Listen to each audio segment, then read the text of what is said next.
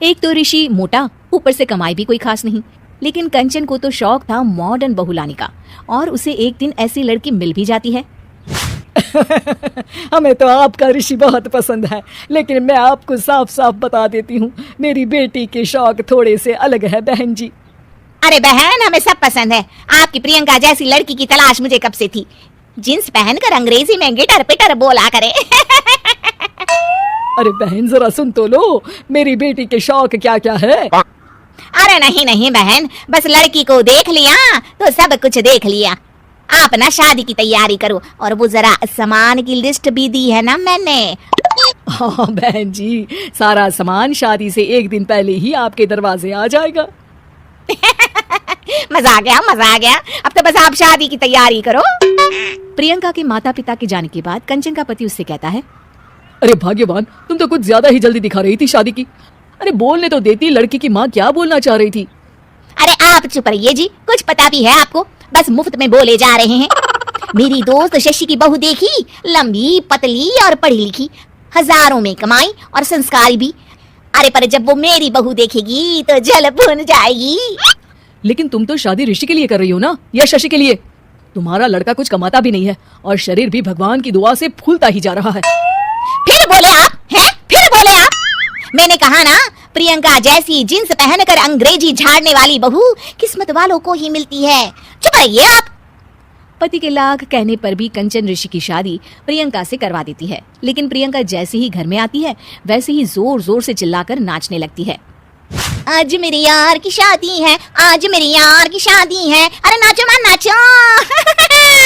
आज मेरे यार की शादी है। कंचन, उसका पति और ऋषि ये देखकर हैरान रह जाते हैं। लग रहा है बहू को शादी की बड़ी खुशी है। हाँ हाँ, बहू क्यों नहीं, हम भी नाचेंगे। अरे नाचो नाचो जी, मुंह क्या देख रहे हो, चलो चलो नाचो, बहू कह रही है। कंचन ये कहकर प्रियंका के साथ नाचने लगती है। ऋषि और उसके पिता वहाँ से चले जाते हैं। अगले दिन कंचन अपनी सहेलियों को प्रियंका से मिलवाने के लिए घर बुलाती है, जहाँ शशि भी आती है। अरे शशि, कैसी हो? मैं ना तुम्हें प्रियंका से मिलवाती हूँ।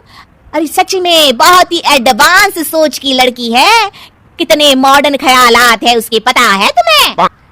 अरे हाँ कंचन, जरूर, बच्चों की शादी अच्छी ही होनी चाहिए, और वैसे भी तुझे तो शुरू से ही ऊंचे ख्याल की बहू चाहिए थी। तभी कंचन की सहेली कहती है, अरे कंचन बुलाओ ना प्रियंका को, हम भी मिल ले। अरे बहू प्रियंका, जरा बाहर तो आना। कई बार आवाज देने के बाद भी प्रियंका बाहर नहीं आती है तो कंचन को बुरा लग जाता है। वो उसे लेकर बाहर आती है, लेकिन ये क्या, प्रियंका लड़खड़ाती हुई बाहर आती है और उसके हाथ में शराब की बोतल होती है। हालांकि शराब पीना स्वास्थ्य के लिए हानिकारक होता है और ये हमारी किडनी के लिए बहुत ही खतरनाक है, लेकिन कंचन की बहू प्रियंका पूरे नशे में होती है। अरे इतने सारे लोग। ये कहकर वो शशि के पास जाती है। आंटी जी, पत्ते खेलेंगी, पत्ते। अरे दूर हो, दूर हो, तुम्हारे मुंह से तो शराब की बदबू आ रही है। अरे कंचन, माना तुम्हें मॉडर्न बहू चाहिए, लेकिन आधुनिकता का मतलब ये तो नहीं ना।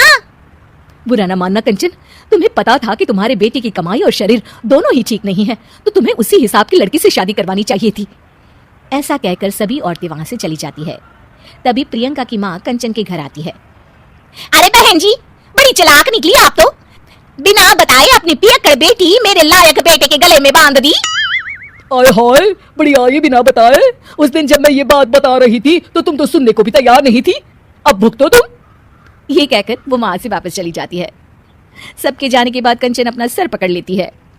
हाय रे, आधुनिकता की अंधी दाड़ में मैं अपनी संस्कृति ही भूल बैठी थी। अब तो राम ही बचाए मुझे।